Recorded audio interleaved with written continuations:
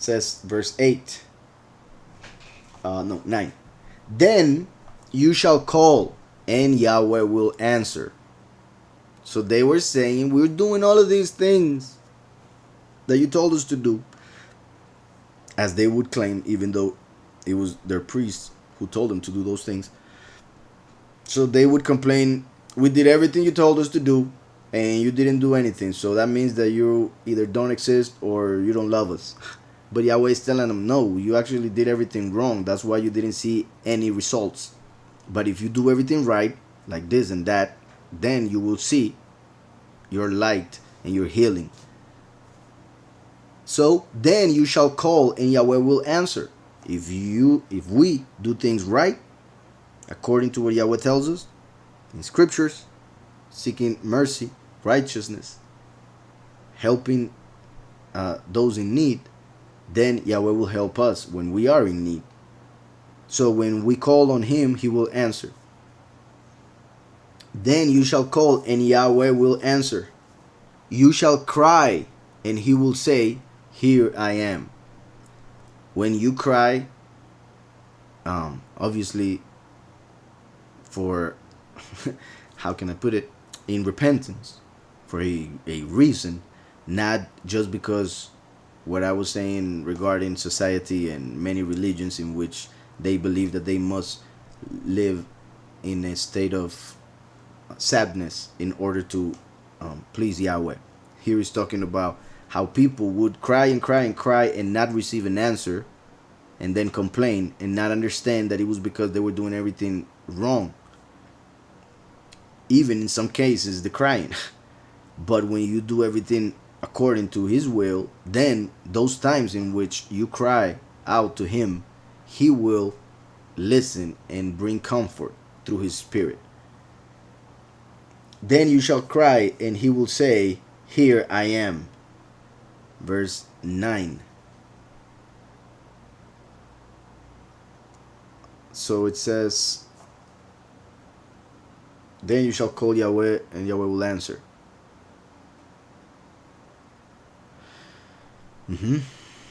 It says then Teshava,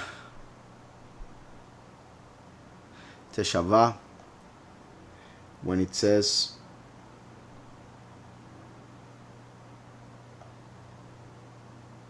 just a second.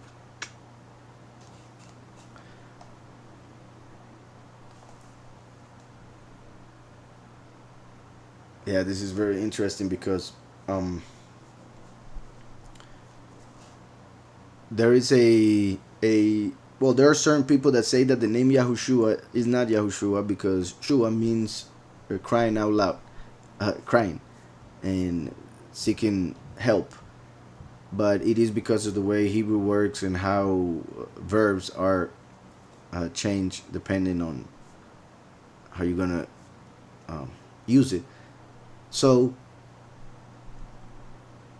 it is Yahushua, and there is a word Shua that has to do with crying for help, and it is found here. So it kind of shows how actually it is through Yahushua that Yahweh will help us when we cry to him after doing things right. It's also interesting that it says Teshava, but the way it is written is Tav, Shin, Vav, Ain. And I know that some that are hearing may not understand that, but the point is there are four letters. Of those four letters, 3 are pronounced Shua.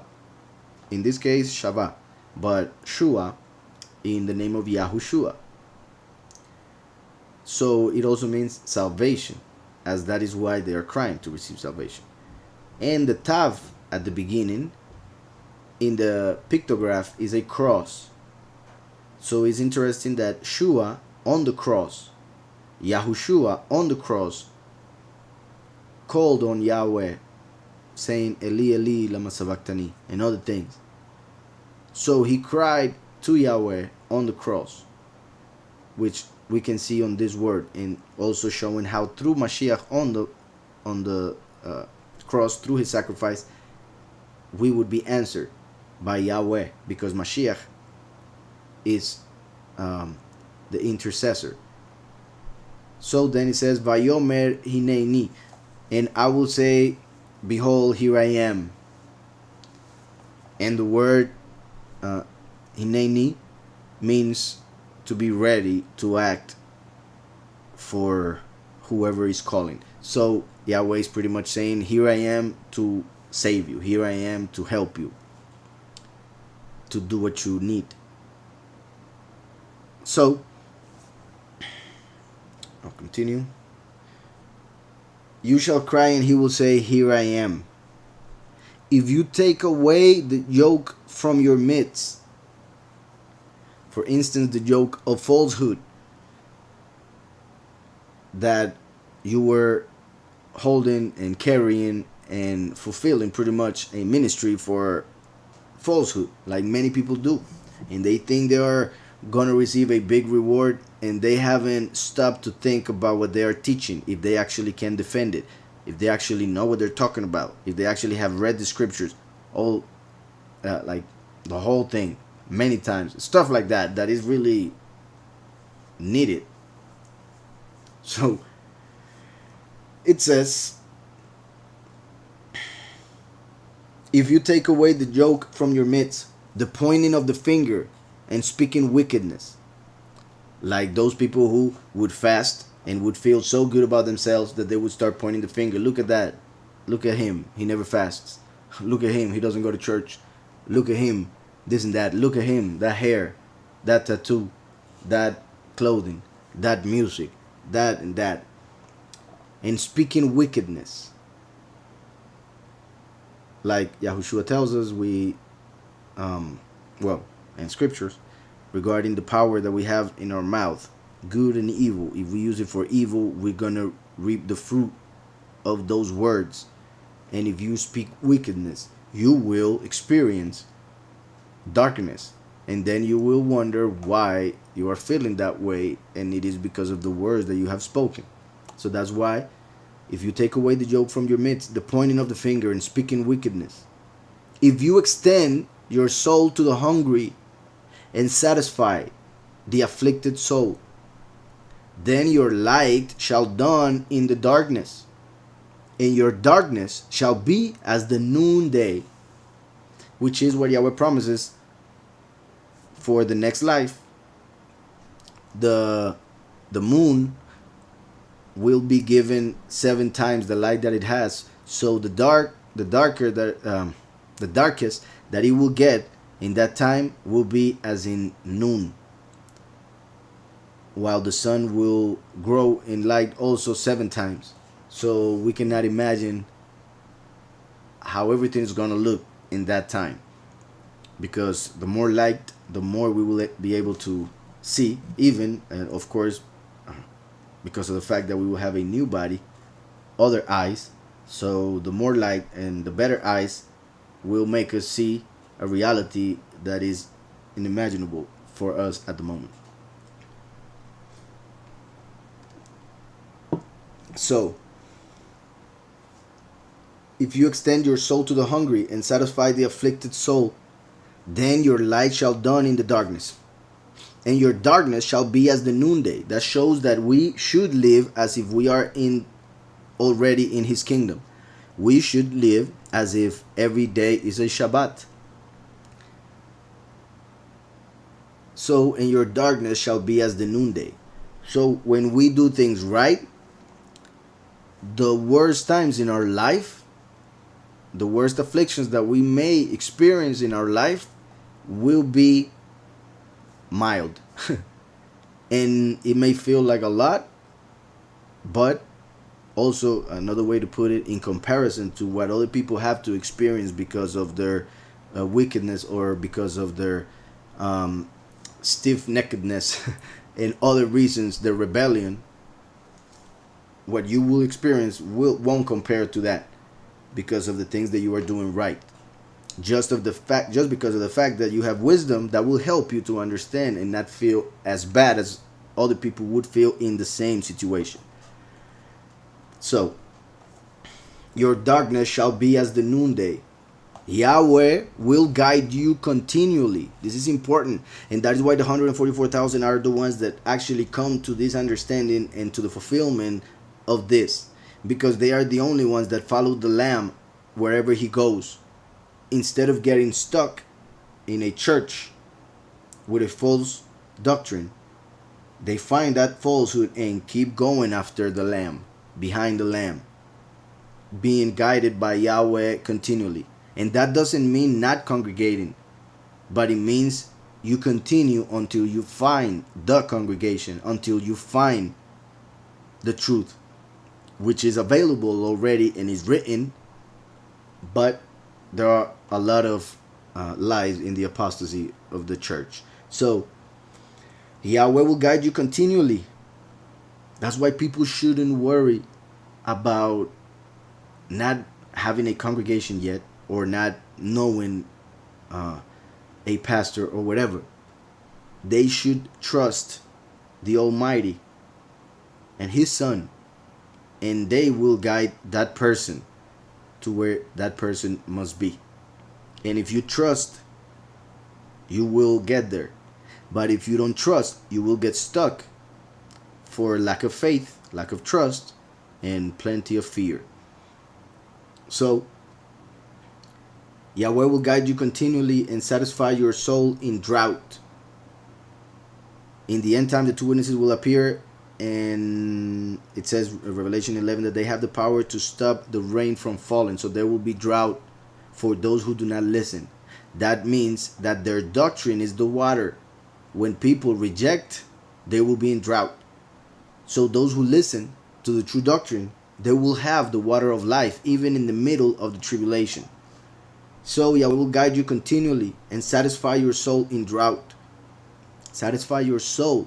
The soul will receive what it needs in the middle of the end times in which we are living. And strengthen your bones. You shall be like a watered garden. Because of Yahushua HaMashiach. You shall be like a watered garden, and like a spring of water whose waters do not fail, which is pretty much exactly what Yahushua said. And I say it like that because we will have to check it in Hebrew to see if it's exactly, but pretty much the same. Yahushua said, whoever believes in me, he will have a fountain of water of life inside of him that will not fail, and he will not be thirsty ever again.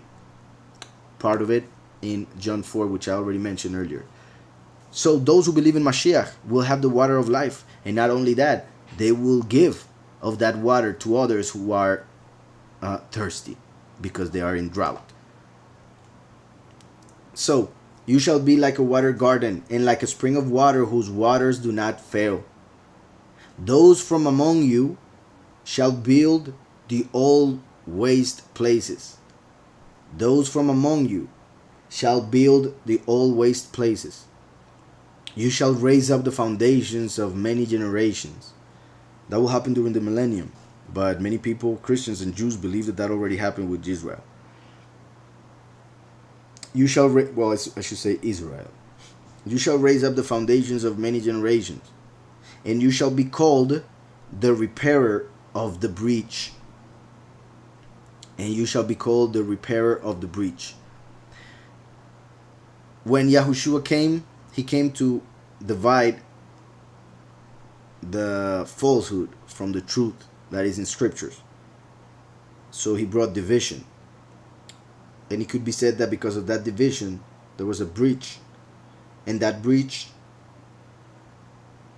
will be repaired through the coming of the last. Because since the truth was revealed, now a false truth could be created. I hope I'm not being misunderstood. Before Mashiach, the truth had not appeared. So they thought that following the letter and the interpretations that they had were the correct way. When Yahushua comes, he shows the truth. But now that the truth has been revealed in the world, now the enemy worked on creating a false truth, and that is the false Messiah through twisting what the apostles wrote, for instance. Just like he twisted the Torah for the Jewish people who rejected Mashiach, he twisted the New Covenant for the Christians who claim that they accept Mashiach. So that breach that was made because of the rebellion during the apostasy will be repaired through the last and the 144,000 who are one body and actually fulfill this because they get the understanding of it and put it in practice. So those from among you shall build the all waste places. When Yahweh takes us after the second Exodus to the promised land, now to remain there forever. You shall raise up the foundations of many generations, and you shall be called the repairer of the breach, the restorer of streets to dwell in. The restorer of streets to dwell in. As Yahushua, he is the way. The last comes to restore the way, because the pastors have messed it all up, have hidden it pretty much, and made different ways according to their image and likeness instead of what Yahweh wanted.